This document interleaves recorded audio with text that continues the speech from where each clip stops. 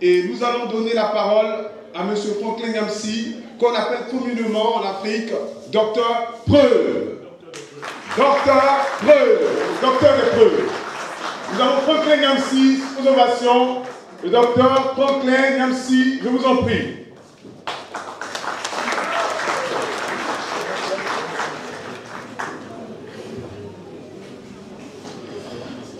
Camarades, délégués de notre mouvement, Génération et Peuple Solidaire au Royaume-Uni, cher Wassa Coulibaly, chère sœur bien-aimée, grand peuple de Côte d'Ivoire ici rassemblé à travers toutes ces grandes familles politiques, à commencer par le Parti de l'indépendance ivoirienne, le PDCI-RDA,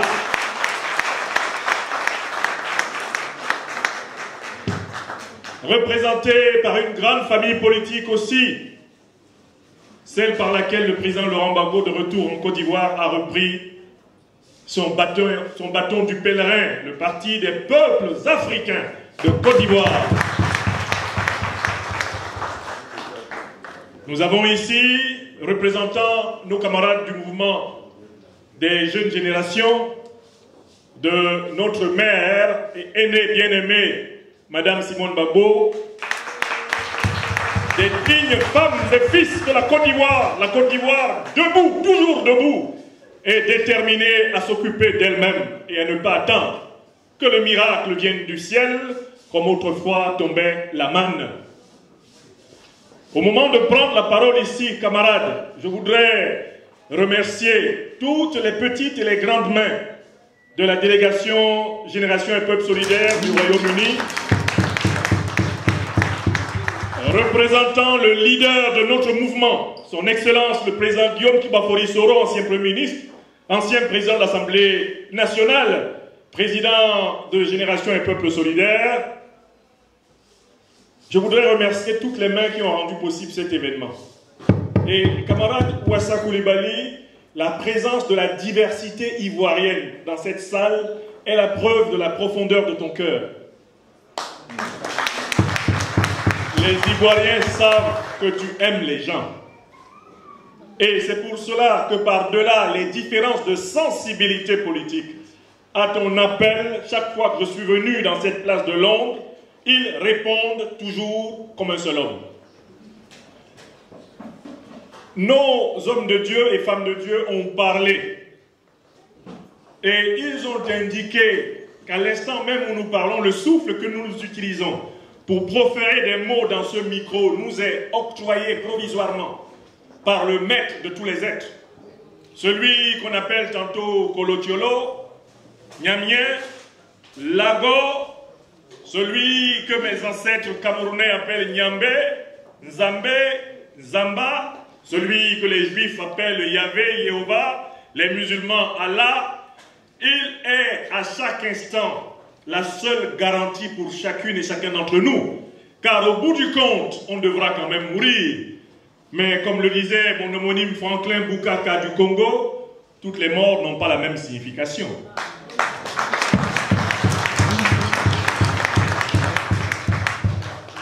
Je ne voudrais manquer de considération et d'estime à personne de celles et ceux qui sont rassemblés ici.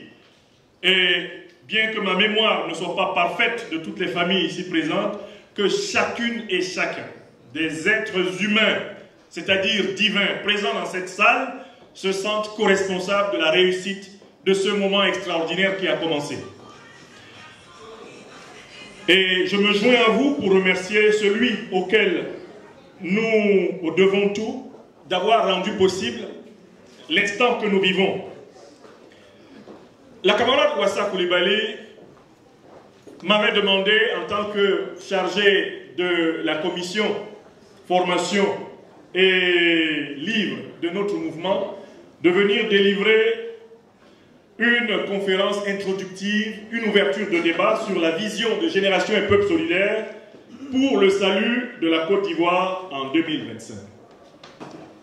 J'habite à 70-80% de l'année en France, en Normandie, à Rouen. Et pour venir de France à cet endroit-ci, il suffit de prendre un passeport, d'aller soit à la gare du Nord, soit à la gare de Lille, et de prendre un Eurostar qui traverse la Manche et qui nous amène ici. Je n'imaginais pas que ce voyage, lui aussi, serait une épreuve. Une épreuve à mettre au comptant des épreuves que subit le grand peuple africain de Côte d'Ivoire. Le peuple de mes beaux, celui qui m'a offert 4 enfants, de 24, 22, 12 et 5 ans. Le peuple dont je suis devenu un fils adoptif et dont j'ai épousé le combat en épousant la fille.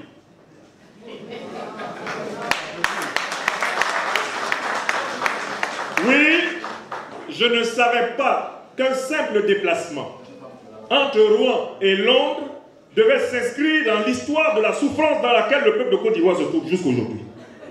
Et cela depuis 35 ans, du fait d'un seul individu qui a décidé de prendre en otage le destin d'une nation la plus hospitalière d'Afrique, la nation ivoirienne. Et de transformer sa gentillesse en une foutaise. De cracher dans la main du peuple le plus accueillant de la terre africaine actuelle. Le peuple synthèse d'Afrique. Mes compatriotes de mon pays natal, le Cameroun, osent se prénommer le continent. Alors qu'ils sont un continent en termes d'intégration africaine.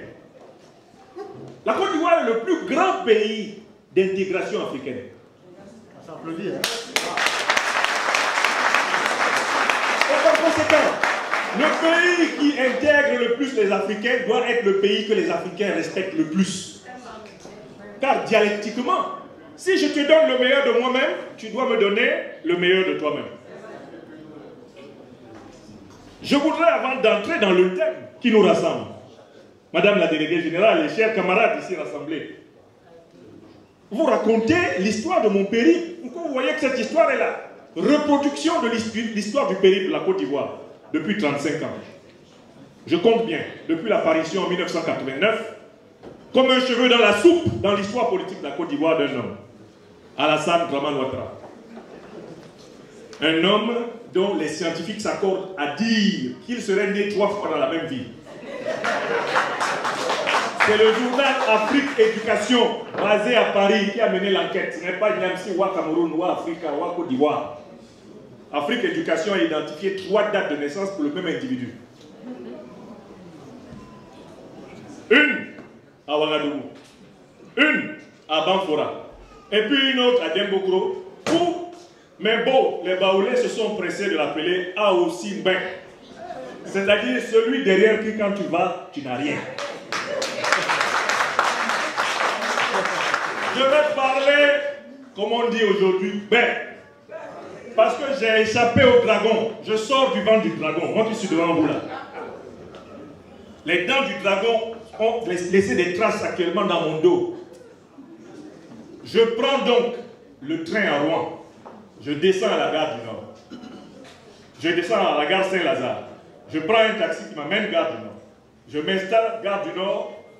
Comme on a le droit de boire quand même une petite bière, nous qui ne sommes pas musulmans, je m'assois dans un petit gloglo pour taper un petit 25 centilitres de bière en attendant mon train. Et comme je sais que les autorités françaises ont pris l'habitude depuis 3 ans de me fouiller comme si, je ne sais pas, ils étaient à la recherche de l'or du Pérou, j'arrive toujours 3 heures en avance sur l'heure de sortie de France. Comme ça, ils ont le temps de faire toutes leurs enquêtes, leurs questions. Je suis habitué à eux. Donc, j'arrive 1h30 avant le départ du train qui devait partir à 21h11 à la gare du Nord. J'ai mon passeport français, j'ai mon billet que la délégation a réservé pour moi.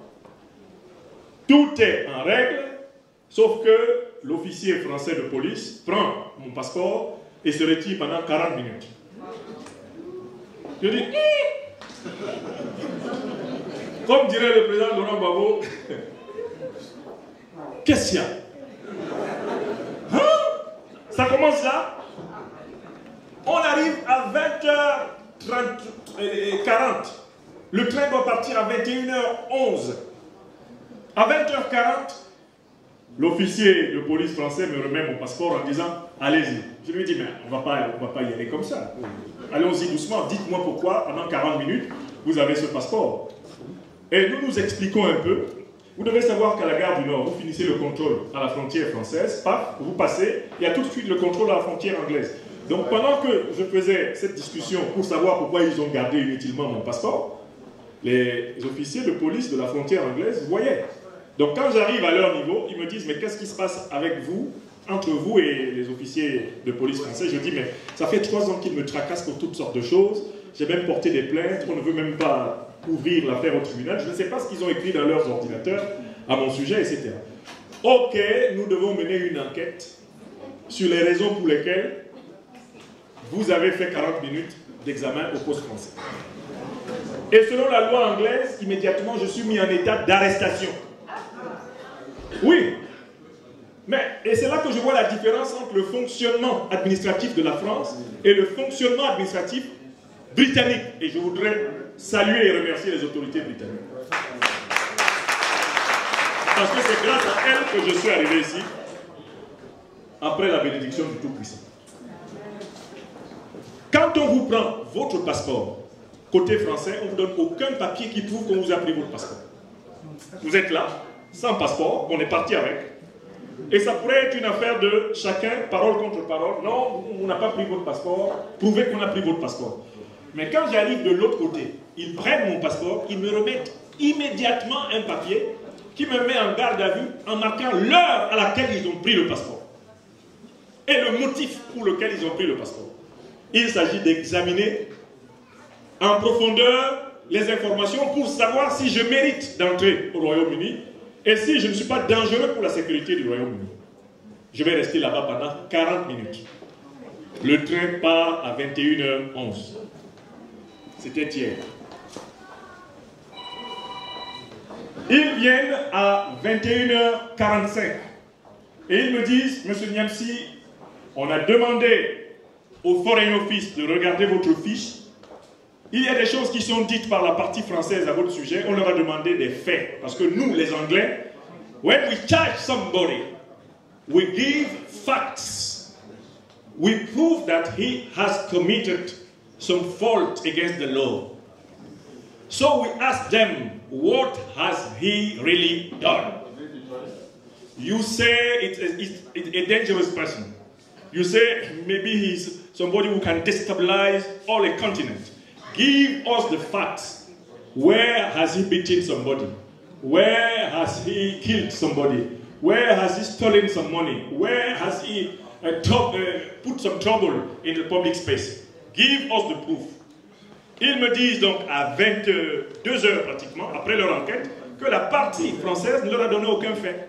Voilà pourquoi ils me disent, si vous tenez à venir absolument en Angleterre, essayez de venir quand même demain à 6 heures. Parce que nous lançons une enquête de 6 heures de temps sur vous. Et demain à 6 heures, on saura si vous méritez d'entrer en Angleterre ou pas. Je leur dis, je reviendrai à 6 heures. Après ma garde à vue, je sors de la gare Saint-Lazare, de la gare du Nord, je loue un hôtel. Je passe la nuit à côté de la gare du Nord et à 6 heures, je reviens. En sachant bien que je reviens pour repartir en garde à vue. Le contrôle français passe, parce qu'ils m'ont déjà suffisamment contrôlé maintenant.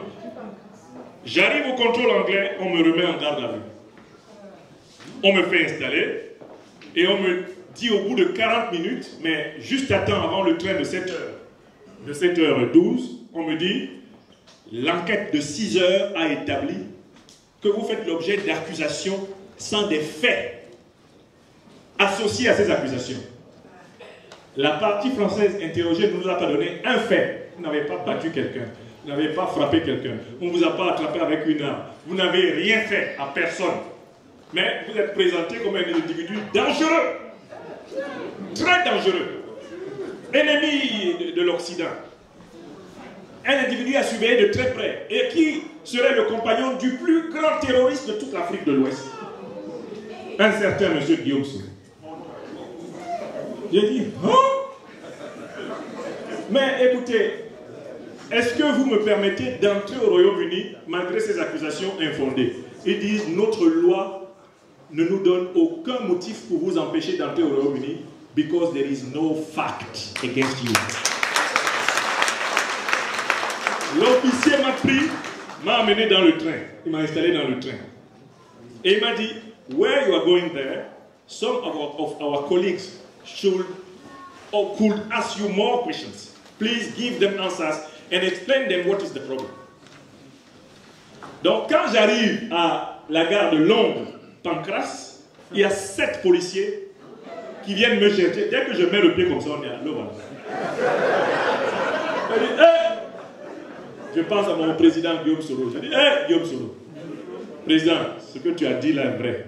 Quand poulet a mal à la tête, on dit c'est nous. J'arrive à Londres. Ça fait 5 ans que je n'étais pas venu ici, Ouassaka. 7 policiers pour moi tout seul. Il m'identifie et il me pose alors à ce moment une question dont je vous témoigne du contenu. What kind of problem do you have with a president of West Africa called Alassane Ouattara? I have no personal problem with him. I am just a writer.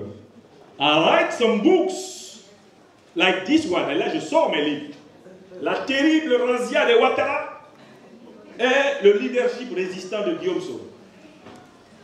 And just before, in 2019, I've written Dérive dictatoriale en Côte d'Ivoire, déception de l'ère Ouattara et nouvelle génération. So, that man is very angry against me just because I criticize his dictatorship in Côte d'Ivoire. And that I criticize all French elites who are involved in that dictatorship everywhere in Africa. Et alors, à ce moment, l'officier de police me dit, est-ce que vous savez que le monsieur a rédigé un livre sur vous? Et qu'il demande qu'on vous arrête pour vous envoyer de force en Côte d'Ivoire. J'ai dit, on m'avait dit ça, mais je ne savais pas. Monsieur Ouattara a dit que vous êtes un individu qui peut détruire un pays entier.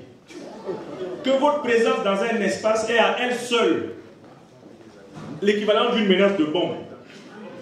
Monsieur Ouattara dit que vous et votre leader Guillaume Soro, vous êtes les plus grands détenteurs d'armes que l'Afrique de l'Ouest ait jamais connus. Et que vos caches n'ont pas toutes encore été repérées. Monsieur Ouattara dit que c'est vous qui avez installé, avec votre leader Guillaume Soro, le colonel Goïta à la tête du Mali. C'est vous qui avez installé le capitaine Traoré à la tête du Burkina Faso. C'est vous qui êtes derrière le coup d'État qui a fait tomber Bazoum. Nous avons lu le rapport et nous avons estimé que it is too much for one person. Ouais, dis donc, chez moi, we are looking at you. You are taller, but you just write books and you make some conferences. No gun, no violence, nothing. You are an advisor to Guillaume Soro since 2012. You were not even in Côte d'Ivoire when there was events of war in 2002. You were in France.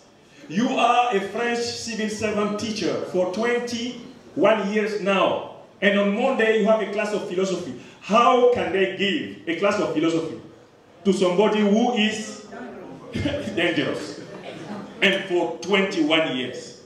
Mr. Nyamsi, we just give you an advice. Never go in one of those countries where Mr. Ouattara has good relations.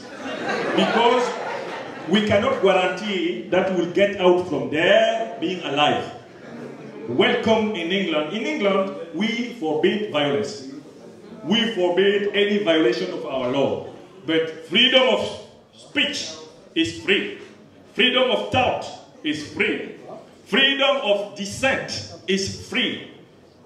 So we permit you to enter in England and to have a good weekend.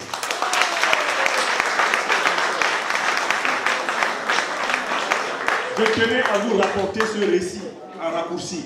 La différence entre le néocolonialisme français qui a déteint sur les républiques bananières d'Afrique francophone et la tradition du respect du rule of law dont les Britanniques qui sont pourtant une ancienne puissance coloniale, se sont fait les champions.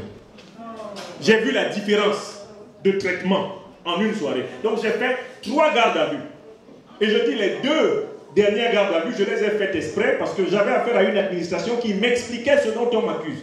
Depuis 4 ans que je suis persécuté en France, les autorités françaises ne m'ont jamais dit ce dont elles m'accusent. On m'a arraché des passeports, on m'a fermé des comptes bancaires, on a voulu me chasser de mon travail, on ne m'a jamais dit exactement ce que j'ai fait. Les Britanniques, d'hier à aujourd'hui, ont ouvert tout le dossier sur la table et m'ont tout dit. Et je tiens à vous demander, vous qui vivez en Angleterre, d'adresser des remerciements aux autorités britanniques pour le professionnalisme dont elles ont fait preuve dans le traitement de mon cas. C'est par leur volonté de marquer leur différence que je suis ici devant vous. Le président Guillaume Soro, que j'ai alerté très tôt, était vraiment stupéfait et choqué de ce qui m'arrivait. Et se demandait comment M. Ouattara peut avoir l'ambition d'arrêter un citoyen français en Angleterre et de l'amener en Côte d'Ivoire sans qu'il n'y ait en fait une modification de son état psychologique, lui, Alassane Ouattara. Est-ce que quelqu'un de normal peut imaginer un tel schéma? Tu vas arrêter un citoyen français en Grande-Bretagne pour l'amener en Côte d'Ivoire. Mais dans quel état est-il quand il pense ça? Se demandait notre leader. Je tenais à vous apporter ce témoignage pour vous dire que la manière dont il veut nous traiter depuis plusieurs années, il a tenté par 10 fois de kidnapper le président Guillaume Soro. Moi, j'en suis pratiquement à la 7e tentative. Il lui arrive de vouloir qu'on fasse faire des escales techniques à mes avions. Quand je suis en train d'aller au Mali, à la dernière minute, on veut modifier l'itinéraire. Parce qu'il faut que j'atterrisse au Bénin ou au Ghana, où il a des acolytes qui vont me ramasser pour lui donner. Bon, un monsieur qui passe son temps à kidnapper ceux qui ne sont pas d'accord avec lui, est-ce qu'on peut sincèrement considérer que sa décrispation est sérieuse? Est-ce qu'on peut lui faire confiance? Moi, je suis un conseiller du président Guillaume Soro. Je n'ai pas confiance en M. Alassane Ouattara. Je ne peux pas lui faire confiance. Et c'est pour ça qu'en venant ici, rencontrer nos camarades de la délégation, j'ai voulu vous apporter ce témoignage pour que vous voyez que c'est cette incertitude qui pèse sur la Côte d'Ivoire depuis plus de 35 ans. Ce que je viens de raconter, mais le président Laurent Gbagbo a vécu ça 10 000 fois plus que moi. Le président Bédié qui est dans la tombe, qui se prépare à aller dans la tombe, a vécu ça 10 000 fois de plus que moi. Il lui a envoyé des hommes armés dans sa chambre à coucher.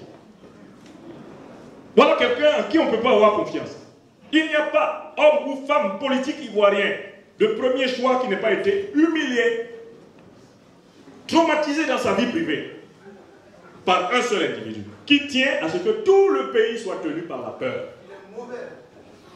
Profondément mauvais. Profondément mauvais. Et vraiment, c'est un témoignage parce que, imaginez, un père de famille se déplace pour rencontrer ses camarades, on le kidnappe, on l'amène en Côte d'Ivoire. C'était pas prévu, ça. Bon. Maintenant, chers camarades, après ce témoignage que je voulais apporter, venons-en au sujet, la vision de Génération et Peuple Solidaire pour le salut de la Côte d'Ivoire en 2025. Je vais traiter le sujet en 3 petits points pour permettre un échange avec la salle, parce que nos frères et sœurs qui sont venus ont autant que moi, voire parfois même plus, des choses à dire. Mais il y a des mots de la conférence, la vision de GPS, le salut de la Côte d'Ivoire. Qu'est-ce que c'est que la vision? Je pense qu'il faut distinguer dans la langue française 2 verbes. Le verbe regarder et le verbe voir. On peut regarder sans voir. Quand nous regardons, c'est parce que nous cherchons un objet utile.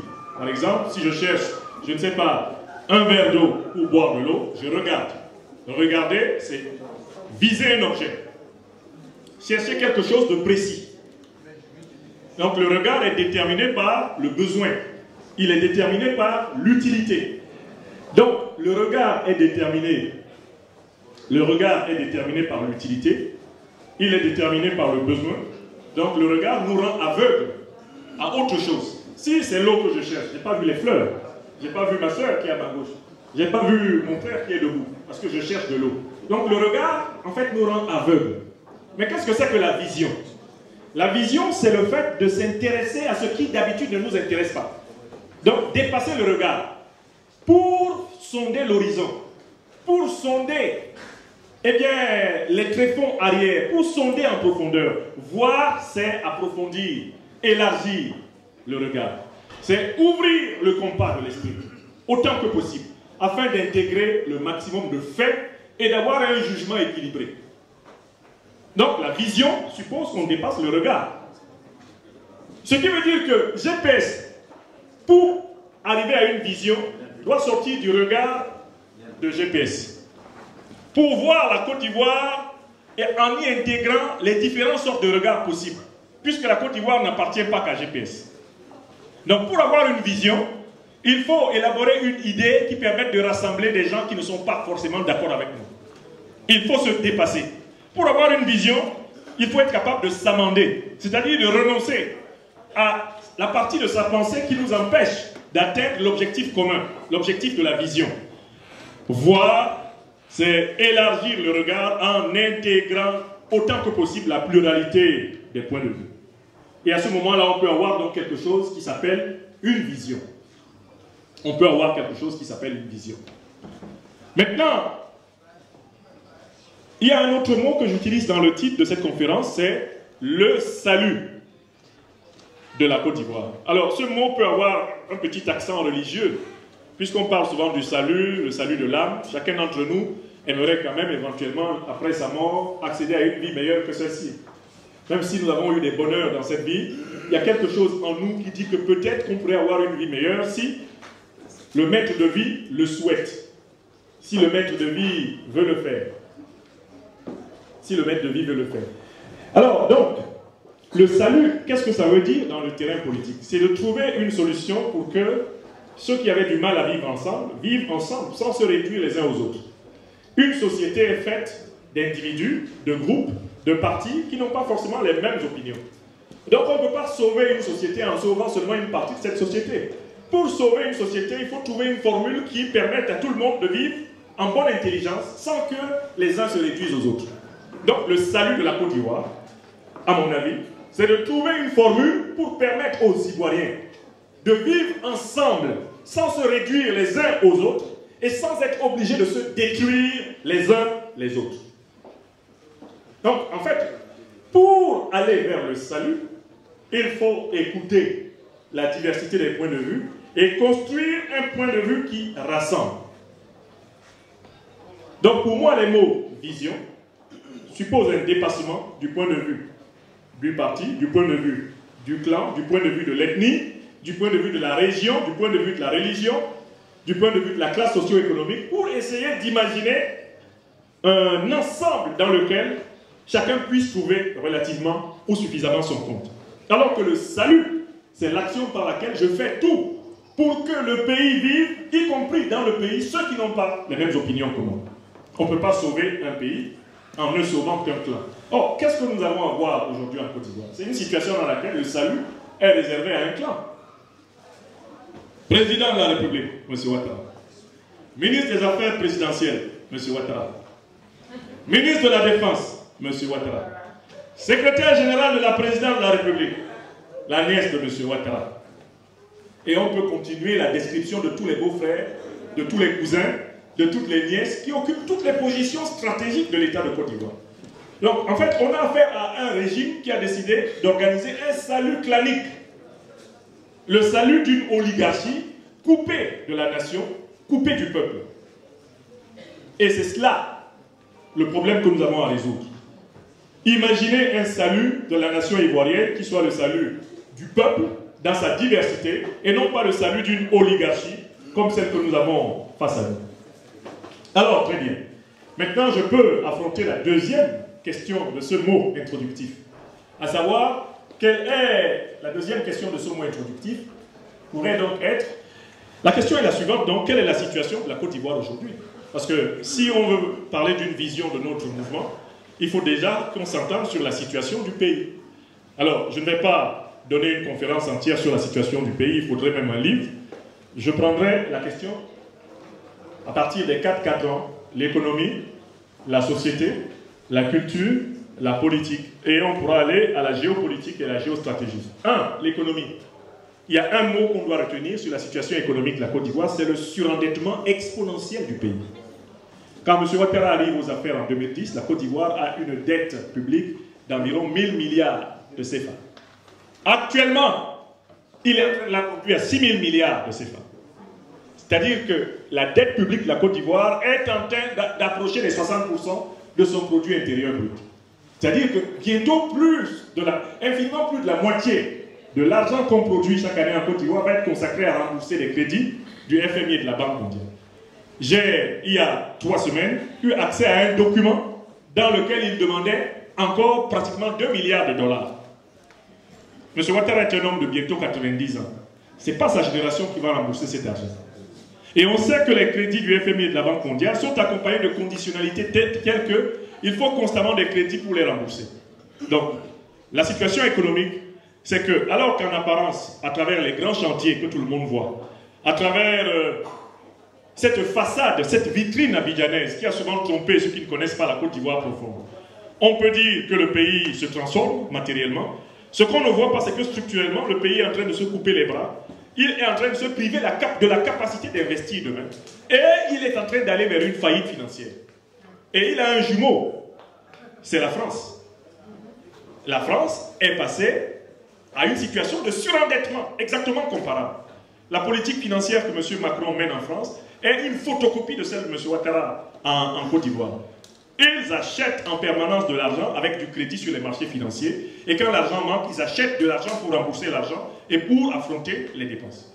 Donc on est dans un État ivoirien qui, en apparence du moins, semble reluisant en raison d'un certain nombre de chantiers symboliques qu'il a accomplis, mais qui en réalité est un géant au pied d'argile. Et il faut regarder la note de la Côte d'Ivoire auprès des organismes indépendants du régime ivoirien, la note devant les officines bancaires. Je prends toujours sur ce terrain économique la situation des classes populaires, c'est-à-dire les jeunes, les femmes, les paysans, la situation des ouvriers et notamment des plus petits salaires, qui est paralysée par le fait que les principales centrales syndicales sont entrées dans une espèce de relation d'amitié avec le pouvoir et n'organisent plus les revendications corporatrices. On peut penser qu'en Côte d'Ivoire, toutes les classes sociales sont apaisées parce que les gens gagnent suffisamment d'argent. Or, en réalité, c'est parce que les syndicats se sont effondrés et que les principales centrales syndicales sont à la soupe du restaurant. C'est pour cela que les revendications des ouvriers, des paysans, les revendications des jeunes, les revendications des femmes, les revendications des fonctionnaires ne remontent plus en première ligne. Elles ne remontent plus en première ligne, ces revendications.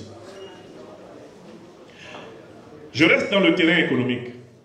Et il y a un terrain très intéressant, c'est celui du crédit. Mais les Ivoiriennes et les Ivoiriens ici présents témoigneront qu'ils passent l'essentiel de leur vie sans jamais avoir reçu un crédit d'une banque ivoirienne. Comment peut-il y avoir autant de banques en Côte d'Ivoire et autant d'argent dont M. Ouattara dit qu'il travaille sans que les Ivoiriens ne reçoivent de crédit pour faire des affaires? Qu'est-ce qui peut expliquer qu'il ait décidé que 80 à 83% des marchés publics en Côte d'Ivoire doivent être attribués à des multinationales et que seulement moins de 20% des marchés publics seront attribués à des entreprises ivoiriennes? Ceci explique pourquoi la plupart des Ivoiriennes et des Ivoiriens qui sont là n'ont jamais reçu un crédit pour faire des affaires. Donc on est dans une économie qui finance en réalité les multinationales étrangères, qui enrichit les multinationales étrangères. Et quand on dit que le PIB ivoirien est entre 3 000 $ et 4 000 $ par habitant, n'oubliez pas que pratiquement 80% des profits en Côte d'Ivoire, eh bien ces profits-là sont en faveur des multinationales étrangères. Donc le PIB n'est pas un critère pour connaître l'état réel de la richesse du pays. Je prends l'état de la société. La société ivoirienne est une société... D'accord, tout à fait. La société ivoirienne est une société qui est prisonnière d'un sentiment dominant. C'est la peur. M. Alassane Ouattara, à l'occasion de toutes les crises politiques, a commencé par celle de 1991, qu'il a créée avec la carte de séjour. Parce que c'est lui qui a créé la crise de l'ivoirité. Rétrospectivement, nous sommes trompés. Quand nous avons pensé que la crise de l'ivoirité était née au milieu ou à la fin des années 90, lorsque l'État commençait à ivoiriser systématiquement les cadres de l'administration. Non, la crise de l'ivoirité n'est pas née là. Elle est née quand parce que la carte de séjour a été mise en place en 1991, des Ivoiriens ont commencé à être confondus avec des étrangers lors des contrôles de police. Et celui qui a organisé cela, l'histoire nous impose de rappeler que c'est M. Ouattara. Il a créé une tension dans la société ivoirienne, un conflit entre les Ivoiriens du Nord et ceux des autres régions, parce qu'il était à la recherche d'un bétail électoral pour s'installer et faire carrière politiquement en Côte d'Ivoire. À partir de ce moment, il a piégé successivement le président Bédié et le président Gbagbo avec ce thème de l'ivoirité, au point qu'à la fin, on ait pensé que ce sont eux qui avaient inventé ça. Alors que c'est lui qui, instrumentalement, pour diviser, eh bien, a créé cette tension dans la société ivoirienne pour se constituer un bétail électoral. Donc, la peur. C'est la peur qui justifie le succès du coup d'État de 1999. C'est la peur. C'est une société qui déjà avait été fortement agressée et où on avait peur du sang. On avait peur de voir couler du sang. Et voilà comment un régime qui était installé a été renversé. C'est la peur qui, par la suite, va oppresser les gouvernements successifs. Que ce soit le gouvernement du coup d'État, que ce soit le régime du président Laurent Gbagbo, tous les régimes en Côte d'Ivoire auront vécu dans la peur d'être renversés. Et cette peur d'être renversé, qui a été installée en Côte d'Ivoire par la stratégie politique de M. Ouattara, elle est le sentiment avec lequel il gouverne le pays. La peur d'aller en prison. Il a même décidé de donner à la principale prison de Côte d'Ivoire un nom qui connote le nom d'un parti politique de l'opposition. Vous voyez les opérations psychologiques par lesquelles il installe la peur. Le président Gbagbo crée le PPACI. Alassane Ouattara change le nom de la MACA. Le nom de la MACA devient PPACI. Histoire de dire, quand tu vas dans ce parti, tu vas en prison. Génération et Peuple solidaire émerge en rompant avec le RDR, en rompant avec le RHDP. M. Ouattara dissout Génération et Peuple solidaire et veut imposer à tout militant de Génération et Peuple solidaire deux choix, ou plutôt trois. Le cimetière, la prison ou l'exil. C'est la même méthode qui est appliquée avec le PDCI-RDA. Vous avez vu ce qui s'est passé quand le PDCI-RDA a voulu appeler à une marche de la paix, avec à ses côtés l'Église catholique. Mais qu'est-ce qui a été utilisé pour empêcher la marche de la paix? Il a été dit qu'on sortirait des nervis qui allaient frapper, blesser, tuer des chrétiens tenant des rameaux, des mouchoirs blancs dans les rues de Côte d'Ivoire. Et voilà comment la marche de la paix n'a pas eu lieu. Et en Côte d'Ivoire, nous avons vu une marche de la paix interdite par la peur d'être tué pour avoir marché pour la paix. Nous sommes rassemblés aujourd'hui à Londres. Nous nous posons la question: quelle vision va nous permettre d'émerger de cette situation de peur? Quelle vision va nous permettre de sauver le peuple ivoirien qui aujourd'hui vit avec la peur au ventre? Les factures d'électricité, les factures d'eau explosent. Le prix des denrées de première nécessité explose. Mais pourquoi la société ivoirienne ne se coalise-t-elle pas pour revendiquer? Elle a peur. Chacun a peur de la violence qui s'abattra sur le premier secteur de la société qui va exprimer une volonté de changement. Donc nous sommes en Côte d'Ivoire une société de la peur. Je passe au cadran culturel. Thank you. Ah, it is sufficient. Thank you, my dear. Le temps, la question culturelle. Il y a eu une tentative de créer une synthèse de la culture ivoirienne. Les travaux du grand sociologue ivoirien Nyangoran Porquet avaient commencé à synthétiser les civilisations de la savane, les civilisations des montagnes, les civilisations de la forêt et les civilisations des lagunes, pour créer une synthèse ivoirienne. C'était un travail scientifique extrêmement intéressant. Mais à cause des manipulations de la religion, des manipulations de la région, des manipulations de l'ethnie, aujourd'hui, les Ivoiriens n'ont plus le courage scientifique d'entreprendre de construire leur culture nationale. Parce que le premier qui va vouloir construire une culture nationale craint d'être accusé de vouloir exclure les autres. Donc en fait, la science ivoirienne tout entière est paralysée par l'interdiction de créer des concepts. Si tu crées un concept de nature à essayer de résoudre un problème pratique que la société a, on te soupçonne de vouloir renverser le pouvoir. Donc du coup, la culture est littéralement bloquée parce qu'elle est interdite de créer des solutions pour la société. Je viens à la question maintenant géopolitique et géostratégique pour finir cette présentation. Mais la Côte d'Ivoire est, du point de vue de son image internationale, détruite. C'est le pays qui a refusé d'exécuter les décisions de la Cour africaine des droits de l'homme et des peuples qui lui enjoignaient d'inscrire dans les listes électorales les présidents Gbagbo et Guillaume Soro en 2020 et de les laisser participer à l'élection. M. Ouattara a fait de l'État de Côte d'Ivoire un État ajuridique, un État illégal. Le protocole qui liait la Côte d'Ivoire à la Cour africaine des droits de l'homme était encore valable. Quand M. Ouattara a dit les décisions de la Cour africaine des droits de l'homme sont nulles et de nul effet pour la Côte d'Ivoire. À partir de là, il a fait de la Côte d'Ivoire un État de non-droit, un État détaché du droit international tel qu'il est conçu dans son armature africaine. Mais, attention, comment s'est-il positionné dans les questions qui obnubilent les Africains? La question du CFA. Le président Ouattara s'est fait le champion de la destruction, de la construction d'une monnaie unique et indépendante africaine, l'ECO. Quand la CEDEAO se préparait à mettre en place cette monnaie, c'est lui qui a mené l'offensive, appuyée par le néocolonialisme français, pour empêcher les Ouest-Africains d'avoir une monnaie flexible et qui leur aurait permis de mieux se développer que la monnaie qui bloque 15 pays africains depuis plus de 60 ans, le franc CFA. Quel est le chef d'État de la sous-région ouest-africaine qui a pris la tête des vats en guerre, qui était déterminé à détruire le Mali pour imposer la volonté du néocolonialisme français? Quel est le chef d'État qui a annoncé la composition des troupes qui allaient militairement attaquer le Niger? Quel est le chef d'État qui a même donné la quantité de nourriture qu'ils allaient manger pendant 3 mois en tuant des Nigériens? Quel est le chef d'État qui a introduit au Mali 49 mercenaires avec des faux passeports? Donc nous avons en réalité à la tête de la Côte d'Ivoire quelqu'un qui est le plus grand facteur de déstabilisation de la sous-région. Et du coup, je viens à la conclusion de mon propos. Comment nous faisons pour nous en sortir? À mon avis, la première chose que nous devons faire pour nous en sortir, c'est continuer ce que nous sommes en train de faire, l'éducation citoyenne, nous parler, discuter, mettre en commun nos idées. Nous devons faire circuler les idées dans la Côte d'Ivoire, dans la diaspora ivoirienne, dans les diasporas africaines. Il faut que la vie des idées reprenne le pouvoir sur la peur.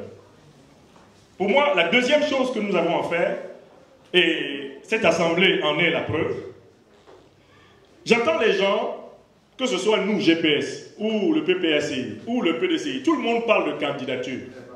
Mais soyons sérieux, est-ce qu'on peut parler de candidature à une élection si l'élection est a priori confisquée par celui qui détient l'armée, qui détient la commission électorale dans ses décisions ultimes, qui détient le Conseil constitutionnel, celui qui détient les manettes financières du pays? Est-ce qu'on peut gagner une élection contre quelqu'un qui détient tout ça? Impossible, contre l'arbitre. Donc en fait, nous avons un problème. C'est que nous semblons, mais chacun a le droit de faire comme il veut, mettre la charrue avant les bœufs. Le PPACI a le droit d'avoir son candidat, le président Laurent Gbagbo a le droit d'être candidat. GPS a le droit d'avoir son candidat, le président Guillaume Soro a le droit d'être candidat. Le PDCRDA a le droit d'avoir son candidat, le président du PDCRDA, Tidiane, a le droit d'être candidat. Mais ce n'est pas cela qui va apporter le changement à la Côte d'Ivoire. Il faut que tous ceux qui veulent que la Côte d'Ivoire soit dirigée par ceux que les Ivoiriens ont choisis s'unissent d'abord pour arracher les règles du jeu à l'individu qui confisque le pouvoir par tous les moyens possibles. Donc il est nécessaire de créer, et c'est la responsabilité du président Laurent Gbagbo, qui est aujourd'hui le doyen de l'opposition ivoirienne, c'est la responsabilité des présidents de tous les partis politiques de l'opposition réelle, c'est leur responsabilité de se mettre ensemble pour donner au peuple de Côte d'Ivoire un cadre de lutte afin de redéfinir les règles de la compétition politique. Parce que si les règles de la compétition politique ne sont pas définies, Alassane Dramane Ouattara se proclame élu en 2025 comme il a fait en 2020. Alors, si nous voulons construire cela, ben, il nous faut nous entendre sur une chose. D'abord, nous, GPS, et nos camarades de la gauche du PPACI, on a le même problème. À la base, on a un même problème. Bon, le président Gbagbo, lui, il a bénéficié au moins d'une grâce. Le président Guillaume Soro, il n'a ni grâce, ni amnistie. Mais même avec une grâce, tu ne peux pas être candidat. Car la grâce n'efface pas dans ton CV, dans ton extrait de casier judiciaire, elle n'efface pas les peines qui t'excluent de l'éligibilité et de l'inscription dans la liste électorale. Donc en fait, le PPACI au minimum et GPS ont un problème commun. C'est qu'ils doivent, avant même que leur leader soit candidat, se battre pour que ceux-ci soient inscrits dans les listes électorales. Et il nous faut amener toutes les familles de la résistance, de l'opposition ivoirienne à comprendre que ce combat-là doit se faire avec désintéressement. Parce que quel que soit celui qui va être le président en 2025, ce qui est important pour le peuple ivoirien, en tant que peuple, c'est que ce soit le peuple qui l'a choisi. Et non pas la force qui l'a imposée. Je reprends cette fois. Quel que soit celui qui est élu président, nous, GPS, nous travaillons pour que ce soit notre candidat. Le PPACI travaille pour que ce soit son candidat. Le PDCI travaille pour que ce soit son candidat. Mais le peuple de Côte d'Ivoire ne gagnera que si celui qui gagne l'élection a été choisi par le peuple de Côte d'Ivoire et non pas par la tricherie, la force, la violence, la ruse, le mensonge.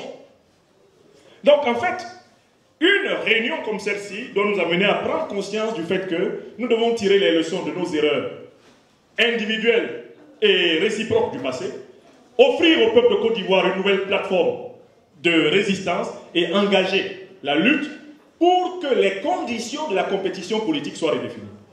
Les principaux responsables de nos partis doivent être dans les listes électorales.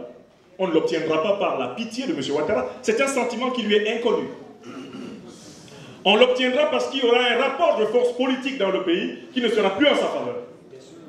Et il y a une loi qui dit que face à un pouvoir violent, la seule solution, ce n'est pas, comme on le croit souvent, une violence, une contre-violence, mais c'est la submersion des forces violentes. La submersion. Le peuple de Côte d'Ivoire, c'est une population, au total, pratiquement, qui frôle maintenant les 30 millions d'habitants sur le territoire. Si l'opposition peut tenir un langage cohérent, convergent, fidèle, clair, le peuple de Côte d'Ivoire peut se lever. Si le peuple de Côte d'Ivoire est aujourd'hui capturé par la peur, c'est parce que son opposition ne parle pas un langage cohérent, un langage clair, un langage convergent. Et nous sommes ici rassemblés pour prendre l'habitude de trouver cette plateforme minimale de lutte, grâce à laquelle celui qui va gouverner la Côte d'Ivoire en 2025 sera, dans tous les cas, celui que le peuple ivoirien aura choisi. Nous, la génération Peuple Solidaire, nous travaillons pour que ce soit notre candidat, mais nous nous engageons à respecter la volonté du seul souverain. C'est le peuple de Côte d'Ivoire. C'est lui qui doit choisir. Tant que ce n'est pas lui qui choisit, ça veut dire que la Côte d'Ivoire va rester prisonnière de la peur, de la guerre, de la division, et qu'elle ne connaîtra jamais l'aurore, eh bien, qu'elle mérite. En venant ici à Londres, c'est ce message que je voulais apporter aux frères et sœurs ici rassemblés et dire que cela va demander que chacun d'entre nous fasse l'effort de rejoindre le minimum commun pour que le peuple de Côte d'Ivoire nous fasse confiance. Je vous remercie. Je vous remercie.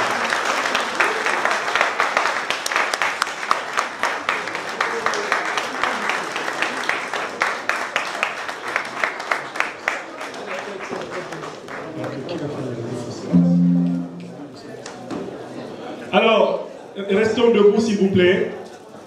Restons debout. Nous voulons, avant d'entrer dans la suite des échanges de cette conférence, nous voulons consacrer, avec votre permission, 1 minute de silence à la mémoire de notre doyen bien-aimé, de notre patriarche, du sage de Daoukro, l'ancien président de la République, président du PDCI-RDA, son Excellence, Monsieur le Docteur Aimé Henri Konan Bédié. C'est un homme qui a marqué le siècle ivoirien par sa profondeur, par sa finesse intellectuelle, par sa patience, mais aussi par sa résilience dans les épreuves. Et Dieu a voulu que sa mission terrestre soit achevée, mais au moment où il partait, où il nous quittait, il était devenu le ciment de la résistance ivoirienne. Et comme l'âme ne meurt pas, et comme seulement meurt le corps, unissons-nous dans cette minute de silence pour implorer le Tout-Puissant et les mânes ancestraux afin que notre bon président, notre bon père, le président Bédié, continue à vivre et à nous inspirer. La minute de silence commence.